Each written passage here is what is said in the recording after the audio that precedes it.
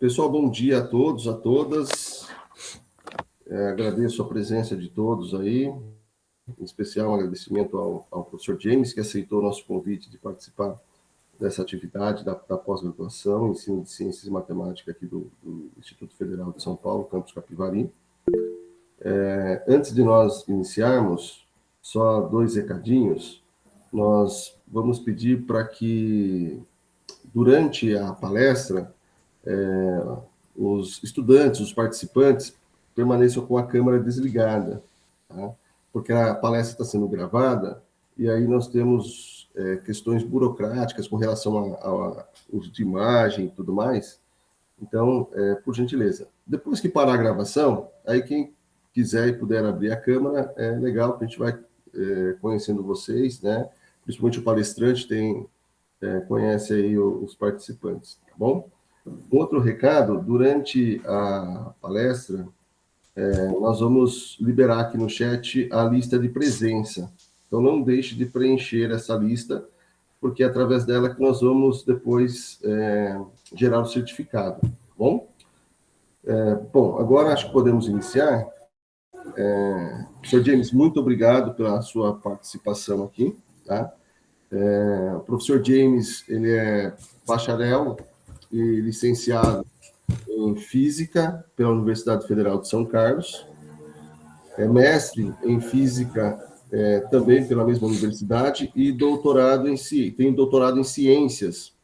Em 2013, ele concluiu o doutorado em Ciências também pela Universidade Federal de São Carlos. Nesse período, ele realizou um doutorado sanduíche entre 2011 e 2012 na área de ótica quântica, no Instituto Max Planck, na Alemanha.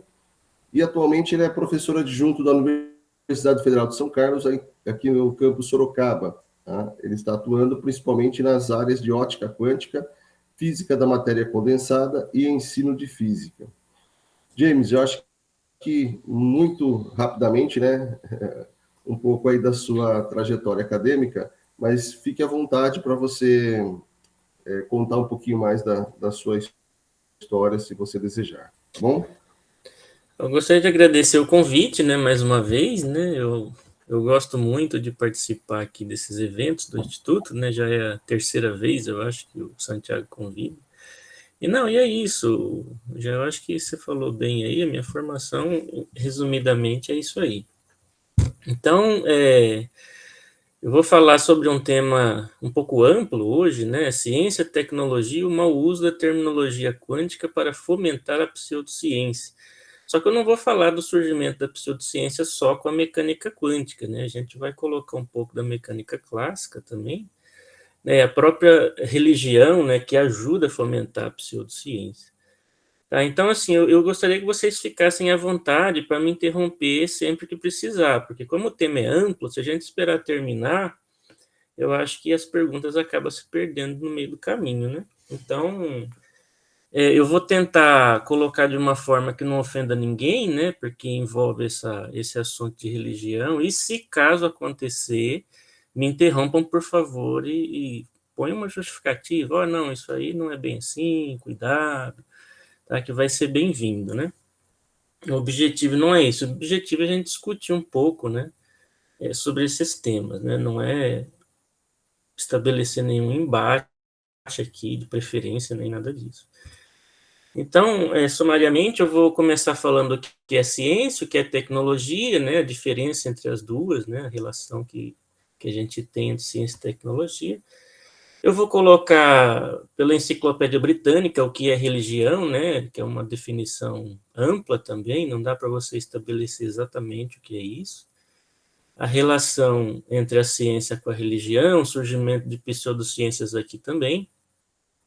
Eu vou falar o que é mecânica clássica, o que é mecânica quântica, estabelecer alguns princípios básicos aqui da mecânica quântica frente à mecânica clássica, né, para a gente entender o surgimento atual das pseudociências, né? Então, vamos lá. Começando aqui o que é ciência, se a gente pega aí a etimologia da palavra, vem do latim, né, que significa conhecimento ou experiência.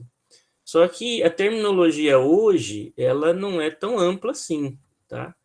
Porque até o século XIV, mais ou menos, você poderia falar que a ciência é um conjunto sistematizado de conhecimentos de uma determinada área, né? Então, quando você fala ciência da computação, a matemática como ciência, né?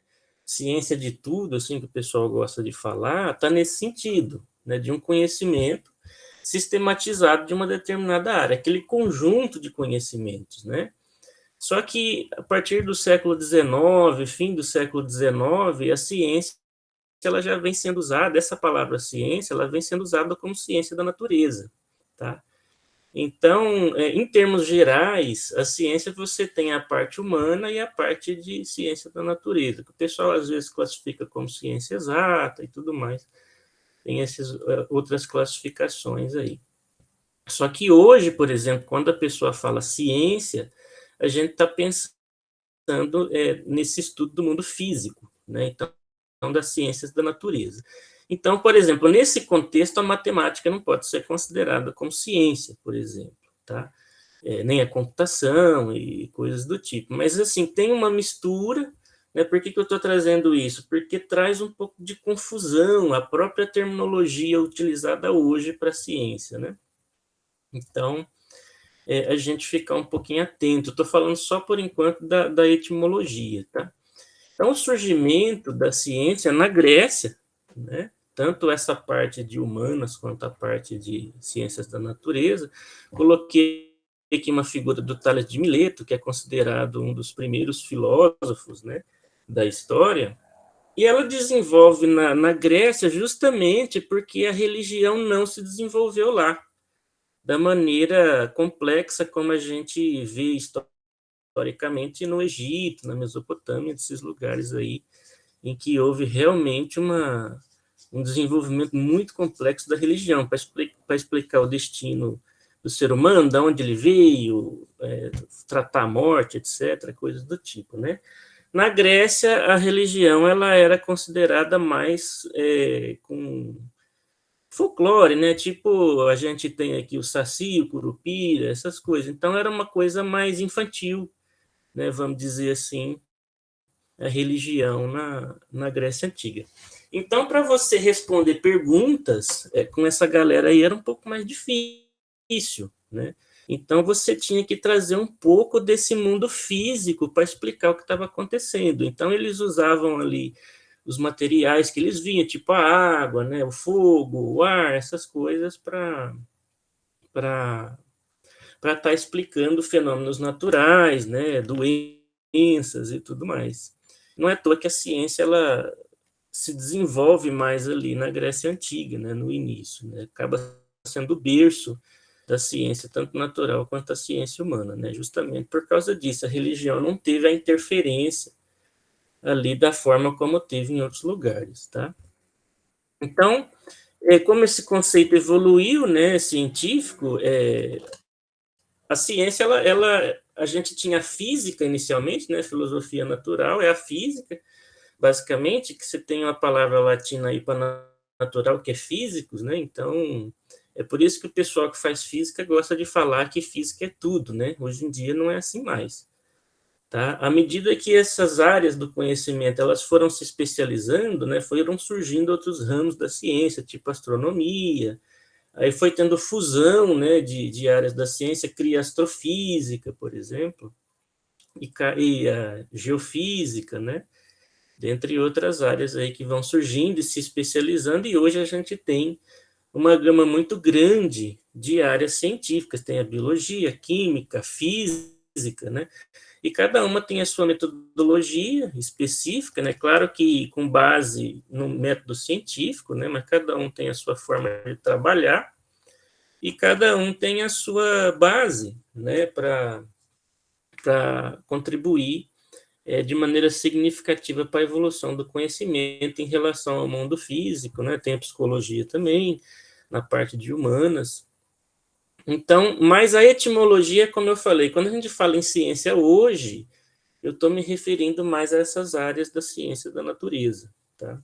Geralmente o pessoal se refere às ciências humanas hoje como ciências sociais, né? Uma coisa mais ampla, né? Em inglês a gente tem o hard science e soft science, né? Que essa ciência dura, né, está bem relacionada às ciências da natureza, que tem critérios e metodologias um pouco mais rígidas, né, para a gente testar o que está acontecendo e verificar o que está acontecendo, enquanto que quando você traz as ciências sociais, a soft science, você é mais difícil você estabelecer padrões, né, porque cada pessoa é um sistema físico diferente, então essas ciências elas envolvem o comportamento humano. Então é muito difícil você estabelecer padrões para o comportamento humano, porque a gente está sujeito a se comportar conforme a ocasião. Então, se você está numa situação de medo, de fome, de perigo, você se comporta de maneira diferente, né? É muito comum a gente ouvir falar que, nossa, eu não esperava que o fulano ou ciclano fizesse isso. Por quê? Porque ele foi colocado numa situação extrema, às vezes, né, que fez ele se comportar de uma maneira inusitada, né, fora dos padrões que a gente esperava para aquela pessoa mesmo, tá? Então, como que o cientista trabalha? Ele é um profissional como qualquer outro, né? Só que uma característica muito forte da ciência é que a gente vai analisar a natureza. Agora eu estou falando de ciência da natureza, tá? Que é a minha área, então eu estou puxando para o meu lado aqui. Então o cientista mesmo, ele vai analisar a natureza cegamente. O que significa isso? Não tem um propósito, não tem uma conveniência. Não vai ser o resultado que eu gostaria que fosse. Isso é muito importante na ciência. Se você não faz isso como cientista, você não está fazendo ciência, tá? Porque a natureza ela não se comporta conforme a sua conveniência. Não, eu vou colocar esse resultado aqui agora porque é melhor, eu vou ganhar um dinheiro ali, vou fazer uma coisa ali. Isso é pseudociência, tá? Que a gente usa alguns princípios e critérios bem estabelecidos na ciência e inventa um monte de mentira em volta disso para vender livro, para enganar as pessoas, né? Para abrir um consultório de terapia quântica, ser coach quântico, essas coisas estranhas aí que não existem. Tá? Então eu quero reforçar bem isso com vocês, porque o cientista mesmo, ele não faz conta nem do uso humano potencial. Eu coloquei essa frase aqui porque quando a gente estava lá no século XVII, século XVI, com Galileu e Newton, por exemplo, o Newton ele descobre a lei da gravitação universal sem pensar numa aplicação para aquilo. Tá? Isso é prática científica. Só que aí vocês poderiam me perguntar o seguinte, falar, não, professor, hoje eu estou escrevendo um projeto, se eu não vislumbrar uma aplicação, eu não ganho dinheiro para fazer minha pesquisa científica, de fato. Só que hoje a ciência evolui na área de tecnociência, né? Isso é uma terminologia cunhada aí já no final do século XX, começo do século XXI, na minha área mesmo, que é a área de ótica quântica, eu faço pesquisa básica, né? A princípio sem o uso o uso potencial de aplicação. Só que se eu não vislumbrar uma possibilidade de aplicação que seja, já fica mais difícil de eu aprovar um projeto de pesquisa. Infelizmente, a ciência hoje ela está bem industrializada, né? Está bem no capitalismo mesmo. Assim, ó, se você não vislumbrar um fim para isso que você for fazer, nós não vamos te dar dinheiro, eu vou dar dinheiro para quem está interessado em curar uma doença, desenvolver um dispositivo tecnológico ali que vá resolver o que seja o engarrafamento de trânsito em São Paulo. Né? Então, a gente hoje faz muito tecnociência, né? Que acaba sendo uma fusão da tecnologia com a ciência. Eu já vou explicar o que é tecnologia, tá? Eu vou fazer umas pausas para tomar água, tá bom? Então, ó, isso aqui é muito importante. A ciência ela é desprovida de qualquer traço humanista. Então, o que significa isso? O fato da ciência ser desenvolvida por seres humanos não torna ela uma invenção humana. A ciência ela é descoberta, ela não é inventada. Tá? Diferentemente da linguagem, diferentemente da matemática, que é uma metodologia científica, matemática, né? Nós inventamos as metodologias para trabalhar com a ciência, tá? Então, a ciência é basicamente um processo de investigação da natureza. Então, a natureza está lá. É um processo de indagação, de fazer perguntas. E a gente descobre isso. E quando a gente faz isso sem os limites da nossa mente, né, sem a imposição do que é inconveniente, a gente consegue descobrir a ciência, tá? Então, eu estou colocando novamente o que é ciência. Então, aqui vocês for conversar com os alunos e tudo mais, vocês podem colocar dessa forma. Ela é caracterizada, ela é um processo de investigação, né, ou caracterizado por uma atividade prática intelectual de investigação que engloba o estudo sistemático da estrutura do comportamento do mundo físico. Notem que eu estou trazendo o mundo físico agora, então estou falando de ciência da natureza, tá? Não estou falando de ciência humana.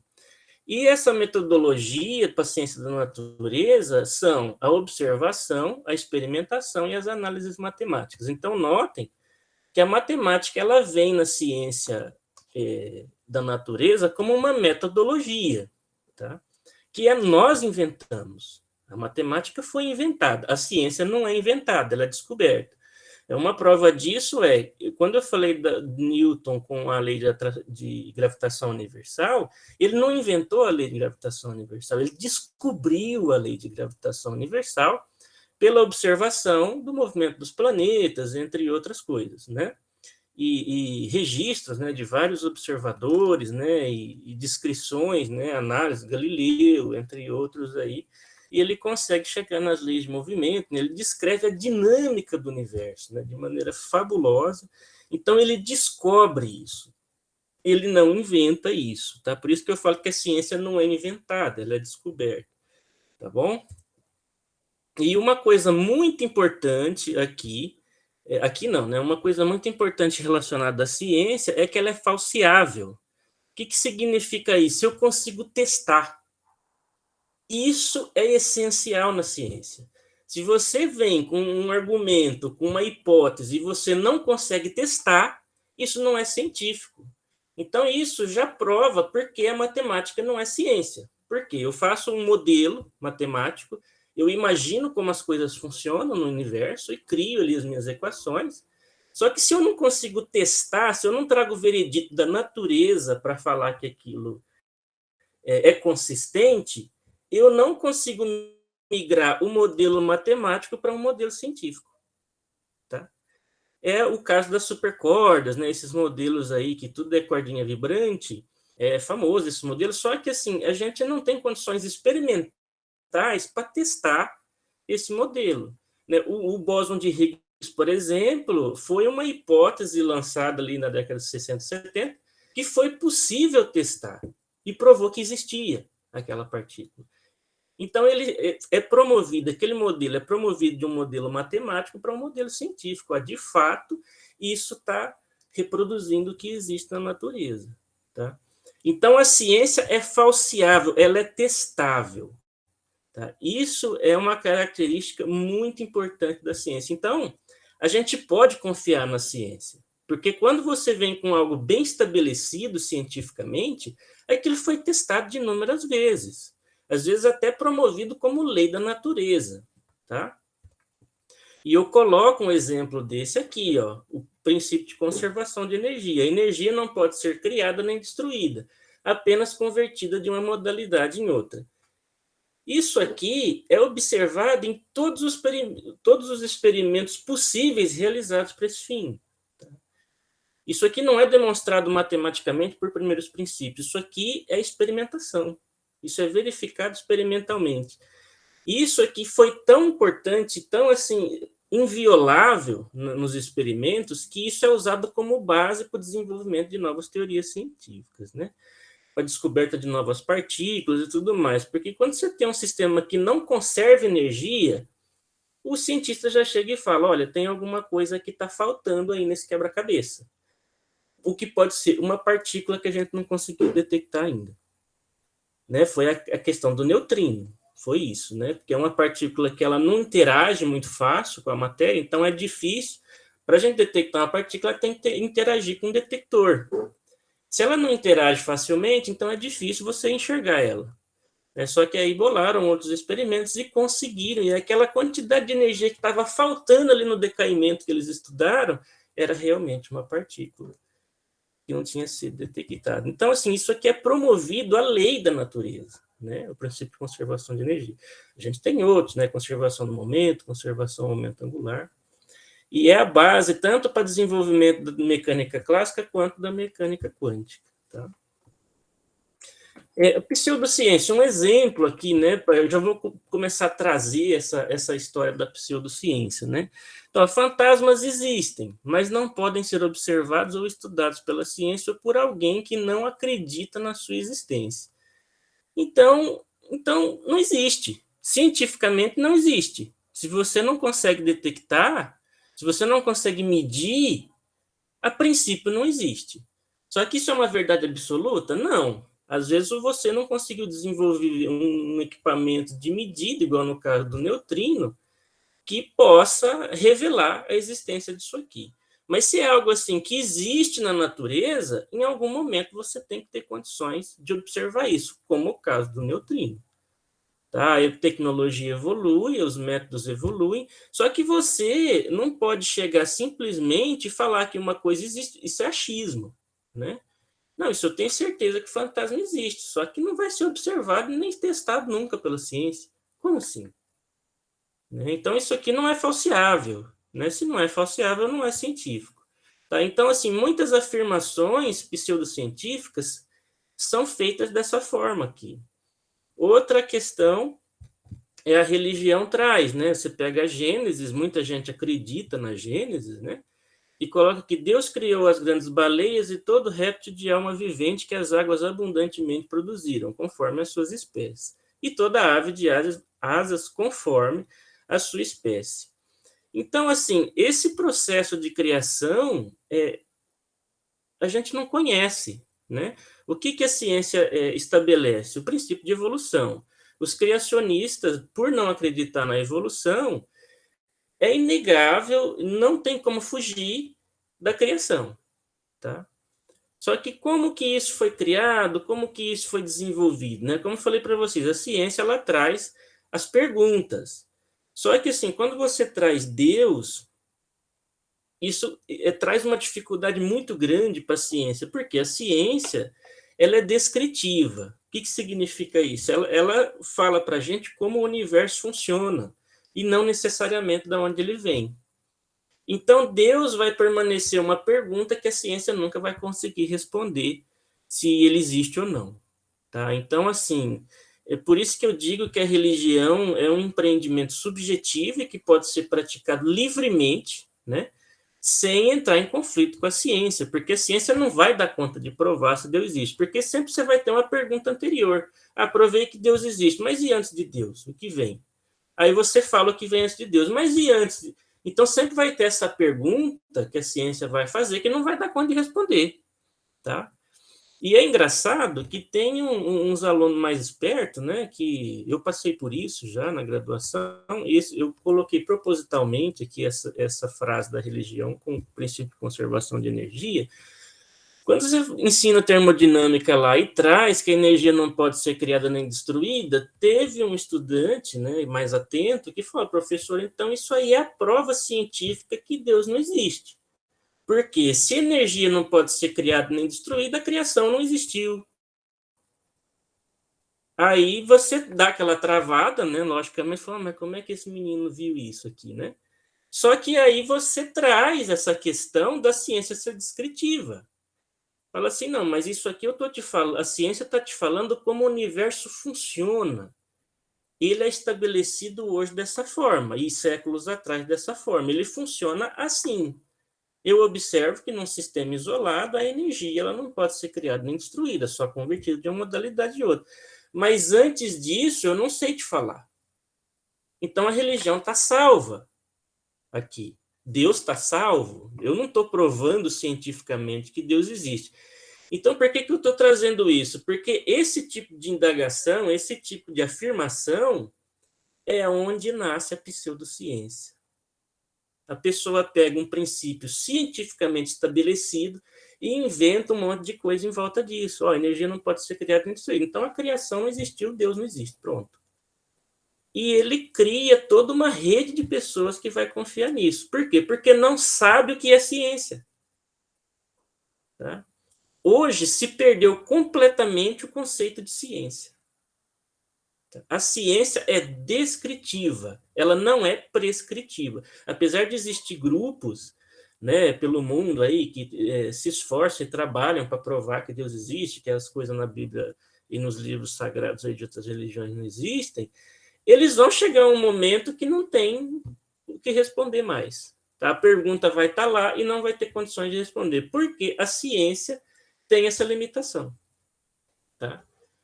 Só tomar uma água aqui.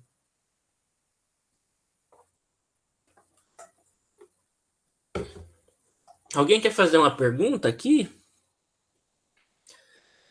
Bom, se tiver silêncio, eu vou assumir que não, tá? Então, continuando.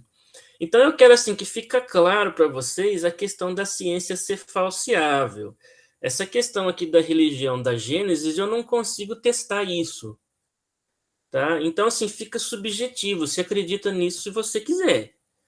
Tá? Mas, cientificamente, eu não consigo testar. Ok? Várias outras coisas que são cientificamente estabelecidas eu consigo testar. Tá? Cura de doenças, essas coisas a gente... eficácia de uma vacina, essas coisas são muito importantes, né? E a gente consegue testar. Tá? E várias outras declarações que a gente vê por aí também, né? Esse momento político que a gente viveu foi um momento de muita fake news, né? Muita distorção tanto da religião quanto da ciência, então a gente tem que ficar atento um pouco. Por isso que a gente tem se esforçado mais do que o comum, né, para a gente trazer um pouco mais de divulgação científica. Né? Essa educação científica ela é muito importante. Você pode ter sua religião, a sua prática religiosa, mas confiar na ciência também. Tá? Ficar atento a coisas que a gente pode atacar cientificamente. Né? O que é religião é subjetivo, né? Você acredita que se você quiser. Então, o que é tecnologia, né? A tecnologia é a aplicação da ciência. Eu já coloco o exemplo aqui da vacina. A vacina é tecnologia. Eu estou aplicando a ciência para promover a cura de doença ou a prevenção de doença, né? E por que eu trago a vacina? Porque houve descrença, né? Teve gente que desacreditou a vacina em plena pandemia do coronavírus, o que foi um absurdo. Né, e hoje está crescendo novamente os casos de Covid, justamente porque teve gente que desacreditou a vacina. Só que, assim, para vias de informação, a vacina é vamos dizer assim, uma das tecnologias mais bem-sucedidas do século XX. Tá? Foi, assim, foi um negócio promovido pela ciência e tecnologia que fenomenal. A gente consegue uma imunidade de rebanho, de uma comunidade inteira, através de vacina. Aí vem uma pessoa e desacredita isso. De uma forma assim tão grave que o Brasil não conseguiu cumprir o calendário de vacina contra a poliomielite. E o Brasil sempre foi uma referência mundial em vacinação. A vacina quase que desenvolve aqui no Brasil. A gente tem o SUS, que é um sistema muito bem estabelecido, né, que com uma rede grande que consegue fazer uma vacinação ampla, né, da população em pouco tempo. Né? Infelizmente, esse empreendimento aqui foi desacreditado, né, durante a pandemia, de uma forma criminosa, ao meu ver até, né, porque isso aqui é uma das tecnologias mais bem-sucedidas do século XX. Então, assim, as pessoas precisam cumprir o quadro vacinal para a Covid, senão vai aumentar de novo, senão vai ter o processo de seleção natural. Né? O Darwin entra na história. Né? Aqueles que estão vacinados vão estar menos propensos a morrer de quem não está vacinado. Né? Que todo médico que você passa hoje fala, você completou a vacina, tomou a quarta, tomei, está chegando a quinta. Aí a pessoa, eu tomei só a segunda dose, tá bom. Não tá bom. Se a ciência está estabelecendo que precisa de mais uma dose, é porque isso foi testado, isso é falseável. Se foi testado, gente, vamos tomar vacina. Tá? Então, assim, tem muita teoria de conspiração em cima disso aí. Tá? A gente tem que tomar cuidado. A vacina, propriamente dita, é uma tecnologia muito bem estabelecida. Então, a gente pode confiar na vacina. Tá? Então, agora, uma coisa importante que diferencia a tecnologia da ciência é que a tecnologia ela tem o propósito humano, né? O que significa isso? Que ela depende da cultura, da política, da economia e de todas as outras características da sociedade humana. Eu posso usar a tecnologia conforme a conveniência. A ciência não tem como fazer isso. Mas a aplicação dela, sim, eu posso criar a tecnologia do bem e a tecnologia do mal. Né? A tecnologia do bem é a vacina, a tecnologia do mal eu criar armas para matar os outros. Né? Então, a ciência é desprovida disso, de qualquer contexto cultural, tá? Porque isso não é humano. A ciência não é uma criação humana, não é uma invenção humana. A tecnologia, sim, eu aplico aquilo com um propósito bem estabelecido, seja para matar as pessoas ou para curar as pessoas, tá? O que mais aqui? Antes de entrar na religião, tem alguém que queira perguntar sobre isso? Não? Então, assim, pessoal, em resumo, né?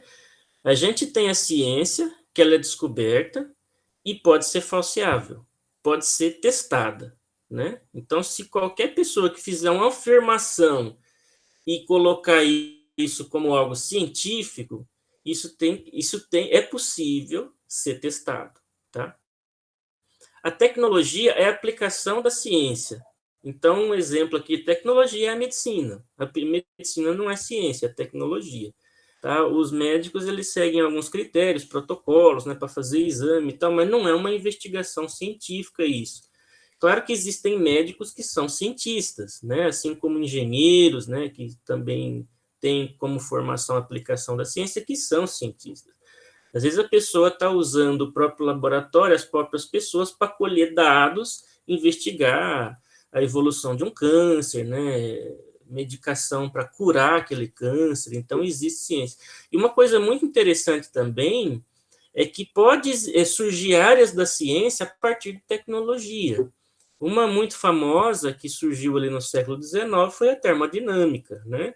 Ali, o Sadi Carnot, em francês, né, eles perderam uma guerra para a Inglaterra, e a Inglaterra, na época, ela estava com uma tecnologia avançada com relação à extração de carvão, etc., né, e armamento, né, e desenvolvimento de máquinas térmicas. Né? Então, Carnot percebeu que a tecnologia dava soberania para o país a ponto de estar vencendo guerras.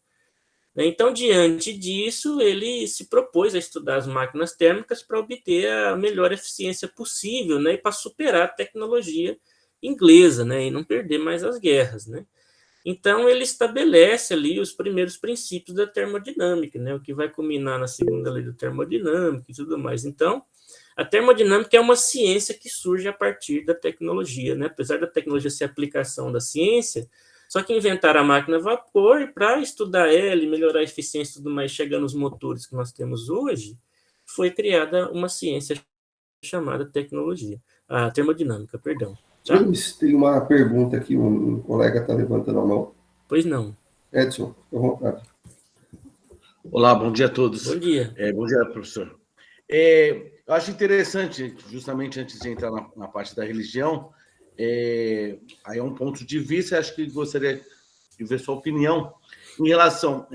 antigamente, Copérnico dizia que o sistema era heliocêntrico, né? Então, e aí a ciência, com o passar dos séculos, ela vai falseando essas informações e vai remodelando, chegando na termodinâmica, na mecânica dos fluidos, né? Então, né, começam a aparecer novas tecnologias, como que é o caso que está falando da tecnologia, e vai até ajudando a ciência ou a progredir ou a realmente desmistificar uma crença anterior.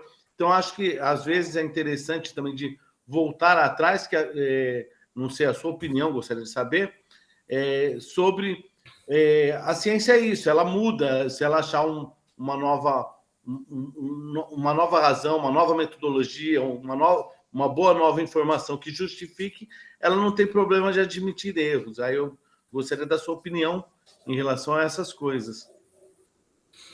Excelente, obrigado pela complementação. Você tá correto. Então, assim, a ciência, ela não fornece uma verdade absoluta, né? Porque a gente cria modelos, né? Então, assim, uma das dificuldades para ensinar ciência hoje é que para você se tornar um bom cientista, você precisa de imaginação. Né? Então, a imaginação é por quê? Para a gente pensar em processos e mecanismos de interação entre a matéria e tudo mais. O que acontece? Igual eu ia chegar nisso, mas como já trouxe, a gente já fala um pouco. Quando você tem a mecânica clássica ali, né, ela inicia ali com Newton, né, a se estabelecer com a metodologia matemática, equações diferenciais e tudo mais. Quando Newton traz a ideia de tempo na história, então os métodos científicos eles precisam evoluir para conseguir descrever a natureza, né? Porque antes disso a gente tinha geometria, né? A preocupação era construir um coliseu, era a geometria e tudo mais, então eram coisas estáticas, né? Quando Newton traz a noção de tempo, eu preciso evoluir a metodologia matemática.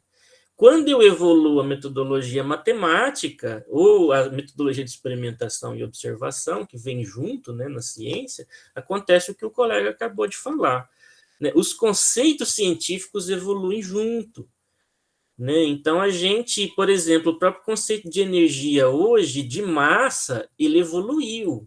Então, a gente tem uma das características do bom cientista, ele é ser adaptável a mudanças, a gente não pode ser dogmático.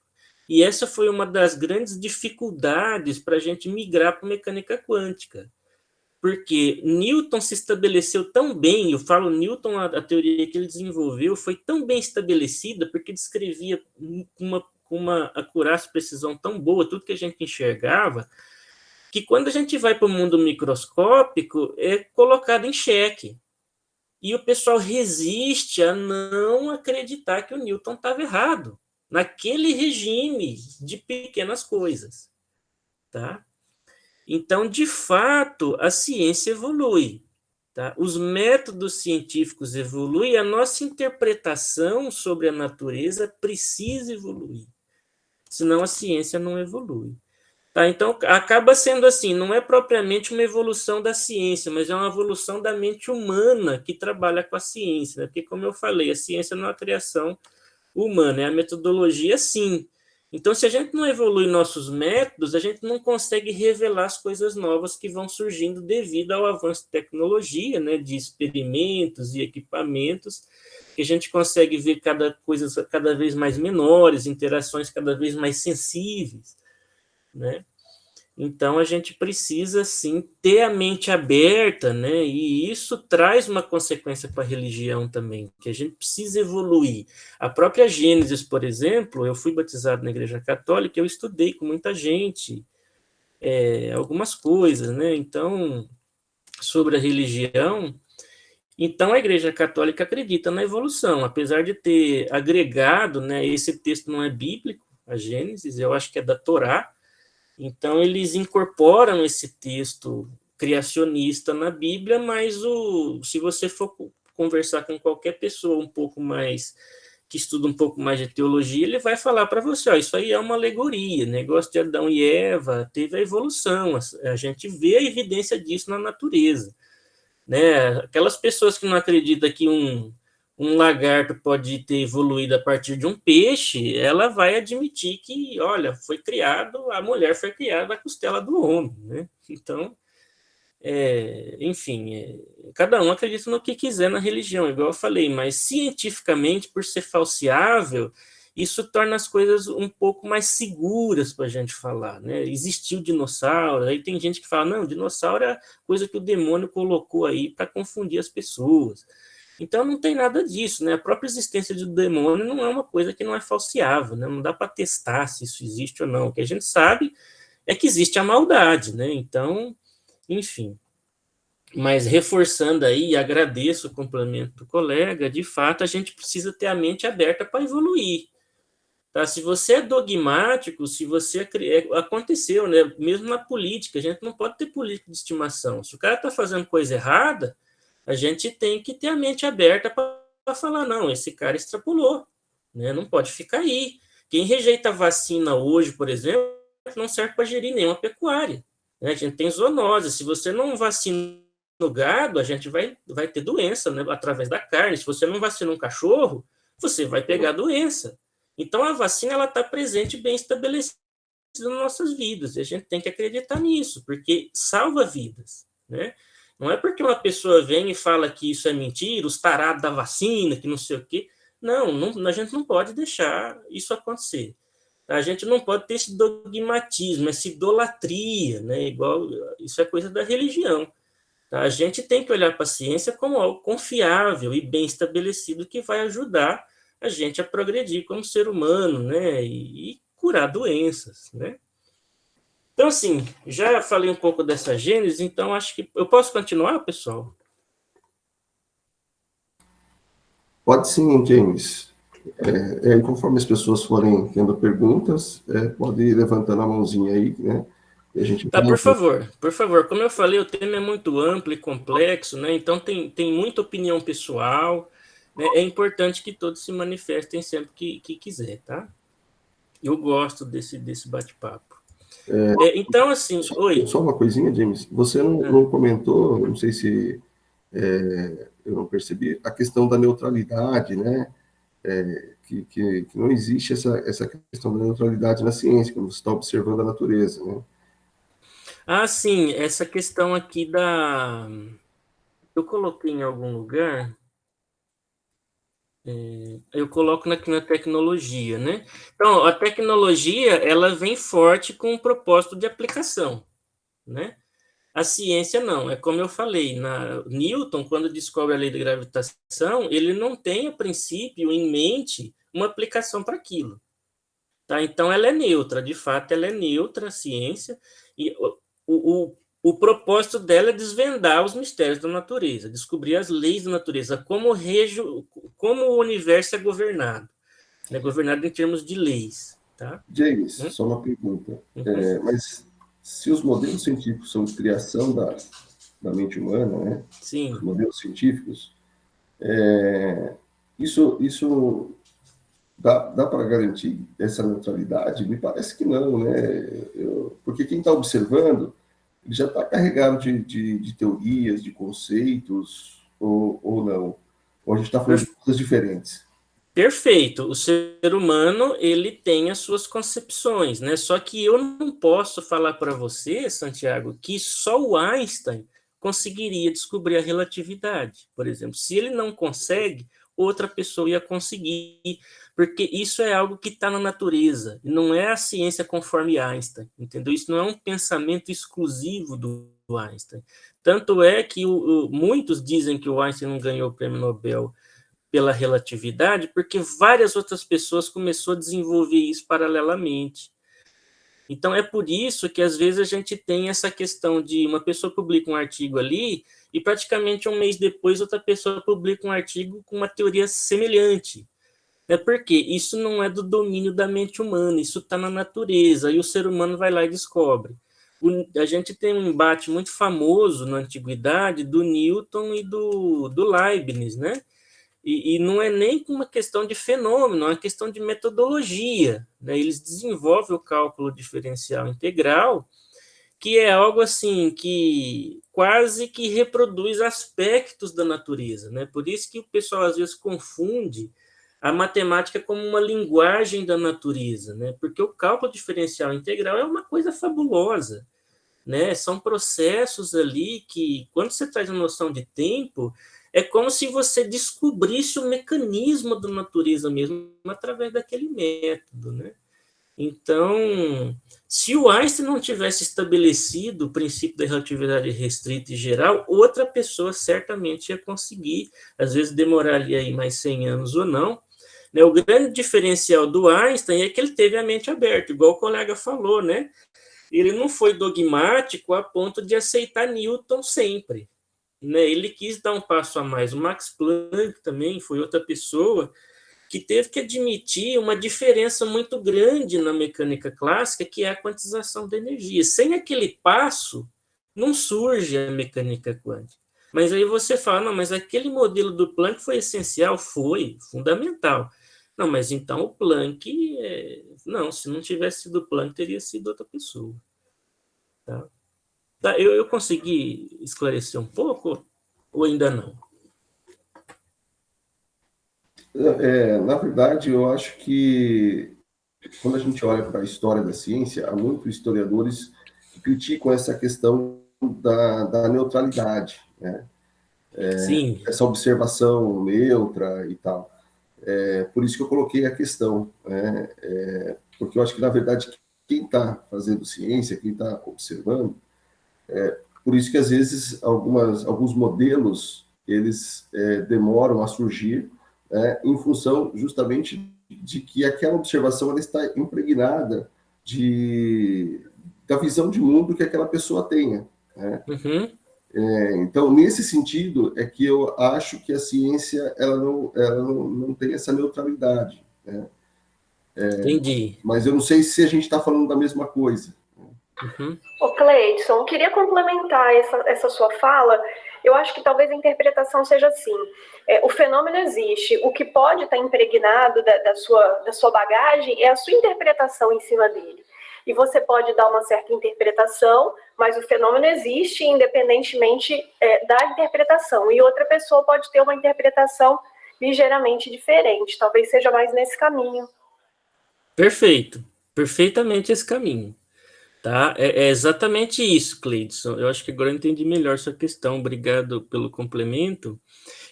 O que existe são interpretações. O modelo é uma interpretação da natureza. Tá? Você interpreta da forma que você quiser. Isso é livre para você. Tá? Ela não, aí, igual você falou, não traz a neutralidade. Mas o fenômeno físico que está na natureza é neutro. Ele existe. Então, assim, o mecanismo com que faz com que ele aconteça, a gente não sabe exatamente, principalmente quando vem a mecânica quântica. Tem várias interpretações para a mecânica quântica. A mais aceita é a de Copenhague, que eu vou falar um pouco, o Niels Bohr, né, a escola do Niels Bohr, para isso aí. O Einstein, por exemplo, ele demorou a aceitar essa teoria, não porque, assim, ele não concordava com a teoria, ele foi convencido. O Niels Bohr, vou falar disso um pouquinho mais, convence ele, só que ele não aceita. Fica essa questão, não é neutro de fato. Fala assim, olha, a sua teoria é boa, funciona, reproduz o experimento, mas eu não aceito. Eu não admito que Deus joga dados para o universo. Ele não admite que tenha probabilidade envolvida na história. Ele é determinístico, né? Então, é bem isso. A interpretação é sua, tá?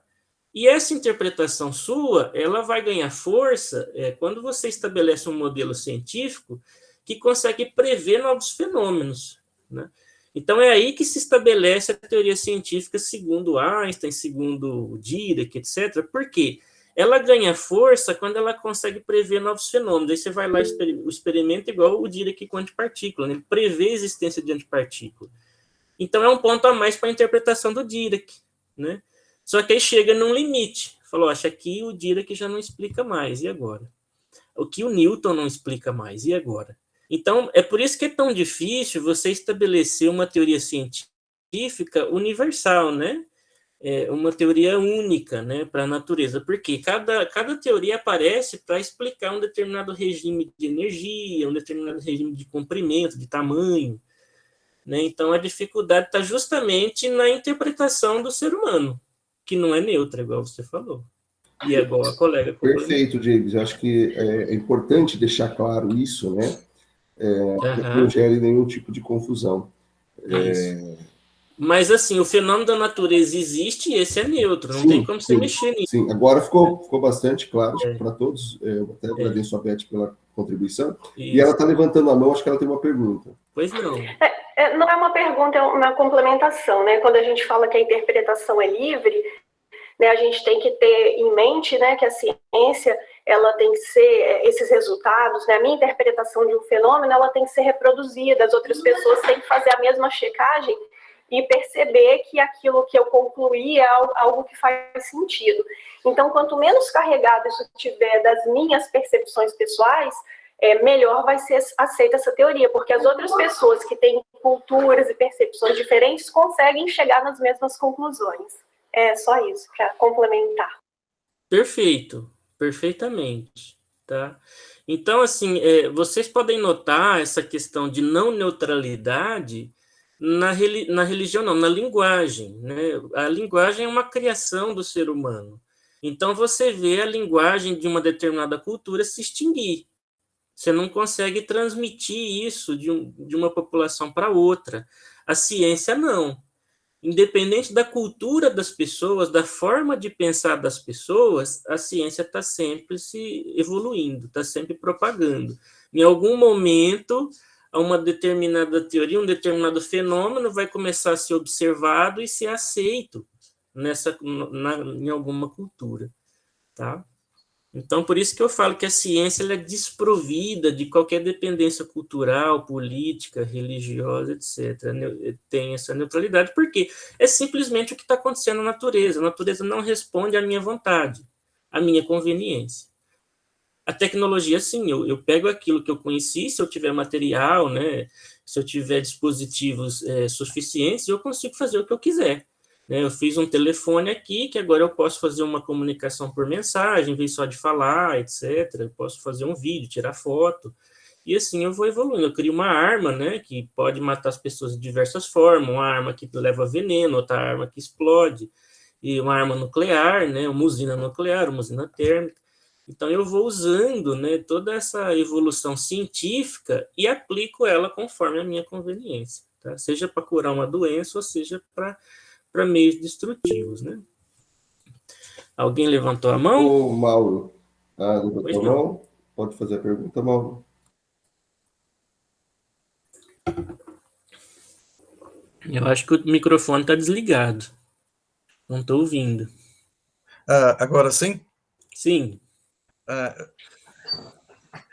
Professor James, eu gostaria de ouvir a sua opinião sobre a classificação da nossa física enquanto ciência.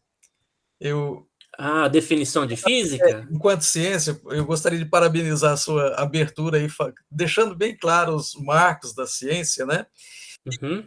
Ultimamente, a gente tem que separar a nossa física como uma ciência da natureza, enquanto que outras áreas, né, no ensino é separado como ciências humanas, outras matemática, enfim, e a nossa é enquadrado como uma ciência da natureza e não uma ciência humana, né? A humanas é deixada às outras disciplinas. E visto aí como você colocou, professor, a ciência é uma criação humana, criação da mente humana, uma explicação de um fenômeno. É ensinado para humanos. E por que, então, na sua opinião, a gente não deveria classificar, então, a física como uma ciência humana, ou, se não deveríamos continuar classificando como ciência da natureza? Qual a sua opinião sobre isso, professor? Então, assim, primeiro, a ciência não é uma criação humana, né? Como eu falei, ela... Uma interpretação, perdão. Isso, os modelos científicos são, a metodologia é a criação humana.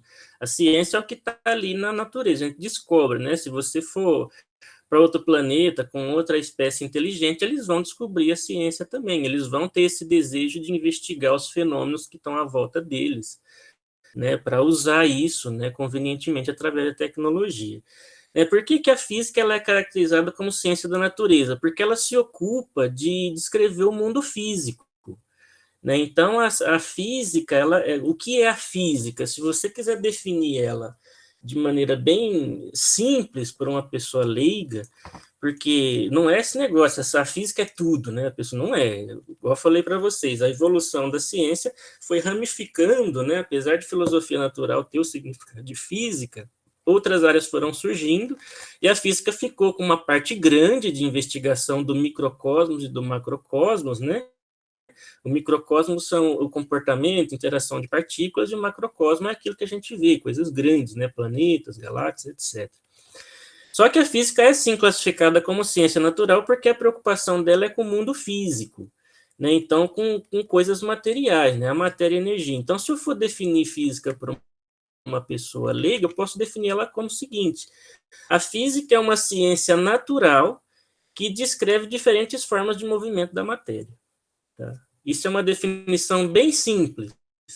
Tá? Se você quiser uma definição um pouco mais ampla, trazer a metodologia e tudo mais, você pode falar que sempre você vai falar, a física é uma ciência natural, porque ela está preocupada, porque ela se preocupa com o mundo físico, descrever o mundo físico e não necessariamente o comportamento humano, tá? e ela é responsável por descrever fenômenos no macrocosmo e no microcosmo através da observação, experimentação e análises matemáticas. Tá? Aí você vai trazer áreas específicas, né, tipo eletromagnetismo, a ciência dos materiais e tudo mais, entra ali na física. Né? A física acaba formando a base para todas as outras. Ela não pode ser classificada como ciências humanas, porque nas ciências humanas, como eu disse, ela é mais difícil de falsear. É a soft science, né? Traduzindo no pé da letra, seria uma ciência suave, porque eu não consigo estabelecer os critérios de falseamento que eu tenho na ciência da natureza, porque nós somos seres pensantes, e quando você é submetido a situações extremas, você se comporta de maneira diferente do esperado. Numa situação de fome, de perigo, de medo, etc., a gente se comporta de uma maneira inusitada. E isso, na ciência natural, não é possível estabelecer nada, porque imagine se você não tivesse padrões na natureza, eu não consigo desvendar as leis da natureza. Então, você pega os planetas ali, o que o Newton fez? A partir de observações do Tycho Brahe, investigações do Kepler, etc., ele consegue estabelecer um padrão e descobre a lei de gravitação universal. No ser humano, você não consegue estabelecer um padrão, você estabelece médias. Então, a gente começa a falar em probabilidades ali no comportamento humano. Não, olha, é mais provável que a pessoa faça isso diante dessa situação. Mas a gente não sabe exatamente o que ela vai fazer. Então, já na ciência natural, isso é mais fácil. Eu consigo prever o futuro do sistema. Né? Até em termos de clima, né? Eu consigo, eu coloco a probabilidade ali também, mas eu consigo estabelecer se vai chover num dia ou não, se vai ficar muito quente, se vai chegar uma geada e destruir a lavoura.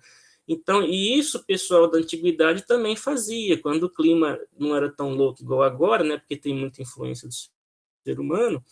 Eles conseguiam estabelecer as datas para fazer a plantação, para fazer a colheita, né?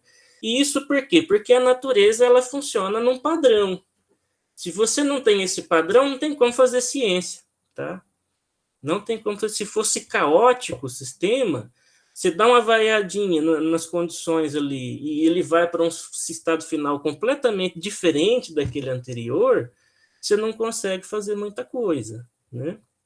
Então, eu não sei se eu consegui te ajudar dando a minha opinião aí, né? Mas, de fato, a física é uma ciência natural, não pode ser classificada como ciência humana, mesmo que você está ensinando para o ser humano, porque você quer que essa ciência continue evoluindo, né? E ela evolui através do ser humano, né? Através de novas interpretações, de novos modelos, avanço de tecnologia.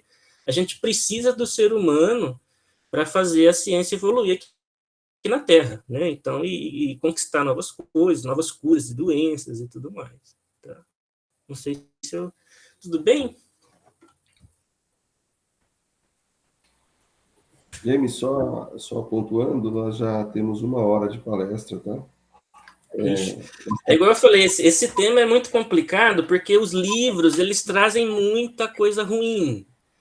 Então, tem muita distorção na literatura com relação a isso, tem muita opinião própria. Né? Então, eu estou tentando resgatar aqui os preceitos mais fundamentais da ciência. Então, deixa eu dar uma aceleradinha. Não, fique tranquilo, só um recado, aproveitar esse momento. Mais para o final da palestra, a gente vai liberar no chat a lista de presença para os alunos. É importante preencher a lista para ter o certificado depois e também a presença na aula, tá bom? Ok. Então, aqui, assim, na questão da religião, eu não vou me estender muito, porque é muito subjetivo, né? A religião ela não é falseável.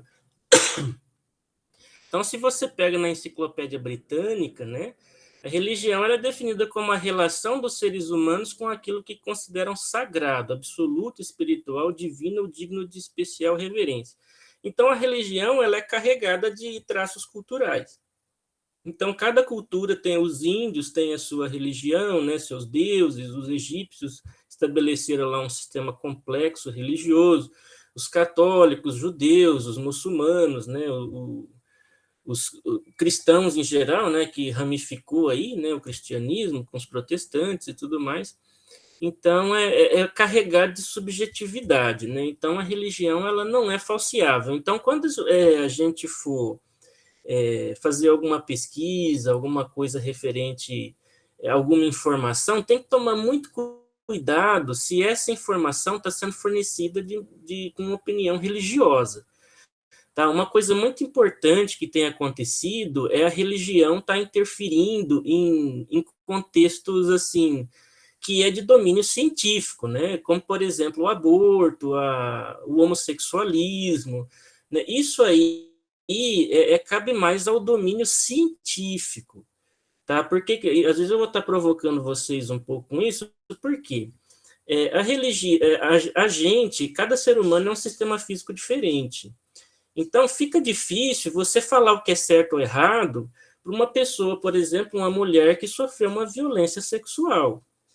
Então, a questão do aborto não é uma questão que deve ser atacada religiosamente por alguns grupos de pessoas que têm uma opinião subjetiva formada sobre isso. A ciência vai vir ajudar ela para falar, olha, quais são as consequências psicológicas de você fazer um aborto e quais são as consequências para o seu corpo de fazer um aborto. E isso é quantificado. Isso é falseável, é testável. Tá? Existem estudos na psicologia. Então, assim, quando a gente fala em aborto, todo mundo fala, nossa, vai matar a criança na barriga da mãe. Não existe criança na barriga da mãe no início de gestação. É a mesma coisa de você falar que um monte de tijolo é uma casa. Tá? O que tem ali é um projeto, é um zigoto, é um monte de células que a gente nem sabe se vai vingar. Não é uma pessoa. Existem discussões filosóficas com relação de quando surge a vida ou não. Mas, assim, a ciência ela tem condições de fornecer o melhor tratamento para a pessoa. E isso quem tem que decidir é a própria pessoa, porque ela é dona do corpo dela. Não é um grupo de pessoas que vai ter que chegar e falar. Se a religião prega o livre-arbítrio, isso é contraditório. Tá? Vai chegar e falar o que o outro deve fazer com relação a algo que às vezes é proveniente de uma violência terrível. Né? Às vezes uma criança foi assediada pelo padrasto e ficou grávida com 11 anos. A criança vai ser condenada a carregar aquele fruto de violência. Então, assim, a gente sabe hoje, através de estudos, que se uma criança ela é mal amada, ela é mal educada, vai dar problema lá na frente. É onde surgem serial killers, etc. Tá? Uma pessoa que é amada durante a infância, que é bem cuidada durante a infância, a probabilidade dela se desvirtuar é quase zero. Isso são estudos científicos estabelecidos. Tá? Quando uma criança sofre uma violência na infância, a probabilidade dela se desvirtuar é muito grande. Aí o que acontece? Às vezes vem um grupo religioso, é contra o aborto, mas aí é favorável as pessoas ter arma para matar os outros. Aí lá no aborto fala o seguinte, não, eu sou a favor da vida, mas está defendendo o porte de arma para matar os outros. Isso é contraditório. Tá? A ciência não vai fazer isso, a ciência ela vai assumir uma neutralidade, ela não vai ser conveniente. No aborto é conveniente para mim não matar, mas ali na vida adulta, a criança da favela de 12 anos, é conveniente matar, é bandido, está vindo assaltar a gente, está prejudicando a gente. Então, peraí, tem que ter uma lógica nisso, tá? Então, a gente tem que preocupar o quê? Cientificamente falando, salvar as pessoas que já estão vivas, tá? Então, assim, qual o prejuízo que uma gravidez indesejável vai trazer para a mãe? Então, a gente tem que pensar nessas coisas. Não é simplesmente... Na Bíblia, isso não é claro, a questão do aborto. Tá? Isso não é claro. Esse é um ou dois trechos que tem. Então, o padre, ou o pastor, ou quem quer que seja, não pode pegar aquele texto subjetivo, interpretar da forma que é e trazer aquilo como lei de Deus. Isso aí não pode acontecer. Então, por isso que eu acho que as pessoas têm que olhar para a ciência. Tá? A questão do homossexualismo é a mesma coisa. O homossexualismo existe na natureza e em outras espécies de animais. Então, não é uma coisa comportamental. Isso é provado cientificamente. Tá? Quem já teve a oportunidade de ir nas fazendas vai ver que tem homossexualismo em boi, em cavalo, em macaco, etc. Então, assim, existe na natureza. E mais, na natureza existem seres assexuados, que reproduzem sem a necessidade de dois sexos diferentes. Então, a vida é muito complexa. Ela não é estabelecida como macho e fêmea somente. Ela é muito complexa. E a gente estuda isso cientificamente. Tá? Então, muito cuidado para julgar, para maltratar uma pessoa, porque, não é uma questão... Eu não estou falando que eu sou favorável ao aborto. Eu acho assim, quem tem que decidir isso é a pessoa que quer fazer. Eu não tenho nada com isso. Eu vou dar minha opinião sobre isso depois que eu estiver vivendo essa situação. Se minha filha, eu tenho uma filha de 6 anos, se minha filha estiver grávida, diante de uma violência, alguma coisa, pode ser até irresponsabilidade, não usou um preservativo e tal, eu vou conversar com ela e ver o que ela quer. Eu não posso chegar e impor, baseado numa crença religiosa que é completamente subjetiva, o que é bom para ela. Eu quero a felicidade dela. A religião, ela prega a felicidade das pessoas. Então, a gente tem que ver a felicidade de cada um individualmente. Não é o que você acha que é ser feliz que vai ser o melhor para o outro. Então, a ciência vem para dar um suporte para todo mundo. Seja homossexual, seja alguém que quer fazer aborto, seja negro, seja branco, seja amarelo. Pronto. A necessidade da religião está aí. Ela tem que pregar o amor, ela tem que pregar a fraternidade entre as pessoas. Né? Eu acho assim, é extremamente necessário a existência da religião, até para a cura de doenças, porque às vezes você recorre a tanto recurso tecnológico e não consegue. Aí você recorre ali a alguma coisa religiosa e consegue. Então, a religião é a necessidade do ser humano, tá? E que deve ser explorada de maneira equilibrada para todo mundo. Tá? Não é um grupo que está certo, não pode ter radicalismo nem nada disso. Tá? Então, vamos lá. Alguém quer falar alguma coisa sobre isso? Isso é muito amplo, subjetivo, né, pessoal? Mas fiquem à vontade.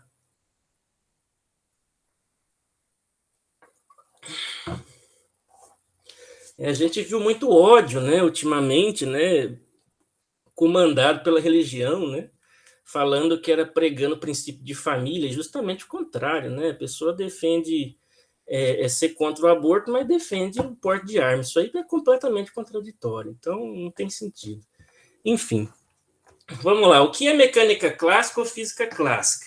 A mecânica clássica é uma teoria da física, né? Antes disso, toda teoria física é um conjunto de regras e princípios estabelecidos para explicar uma determinada classe de fenômenos. Então, aqui vai entrar essa questão do tamanho do sistema, do regime de energia que você está trabalhando. Então, você estabelece esse conjunto de regras e princípios para explicar certos fenômenos. Então, a mecânica clássica, essa terminologia, ela aparece antes do advento da mecânica quântica, né? É a ciência estabelecida por Newton, por Maxwell, por Einstein, né? Então, ela vai incluir as equações de movimento de Newton, a teoria eletromagnética de Maxwell-Faraday e a relatividade de Einstein, né? Então, esse conjunto de teorias físicas aqui está dentro do arcabouço da mecânica clássica. Então, essas teorias são regidas pelas regras e princípios da mecânica clássica, tá? E eu já vou falar da mecânica quântica para vocês entenderem um pouco a diferença. Tá? E a mecânica clássica, ela é intuitiva, por isso que é mais difícil você abrir mão dela, porque você está falando sobre aquilo que você está vendo. Então, você consegue observar o planeta, você consegue ver a bolinha caindo, né? Você consegue ter a noção de força, porque você sente um puxão, um empurrão. Então, você consegue ter uma intuição do que é o atrito, que é uma resistência ao movimento. Então, a mecânica clássica ela é muito intuitiva, né? Eu adoro mecânica clássica, né? Que você olha assim, parece, nossa, as coisas funcionam, né? Então, é porque a gente está vendo, né? Isso é mais agradável aos olhos, a mecânica clássica, né? Você não tem que ficar interpretando muita coisa. Estabeleceu o conceito de força, disso, daquilo, de massa, né? Eu peguei o objeto, tá aqui, ó, o volume, tudo certinho. Então, é mais tranquilo, tá? E aqui, na mecânica clássica, surgem as pseudociências também, porque o papel da mecânica clássica é prever o futuro. Então, com a gravitação, o movimento dos planetas, não sei o quê, onde vai surgir a pseudociência? Com a astrologia, por exemplo. O cigano fala que tem condições de prever o futuro. Por quê? Porque tem essa base da mecânica clássica. Se você conhece o estado do sistema em um determinado instante, você vai conseguir, através de equações de movimento, prever aonde esse sistema vai estar num instante posterior. Né? Então, aí as pessoas já vêm e falam que tem influência do movimento dos planetas, quando o planeta estiver em tal lugar, que não sei em qual constelação, a pessoa vai se comportar de uma determinada forma.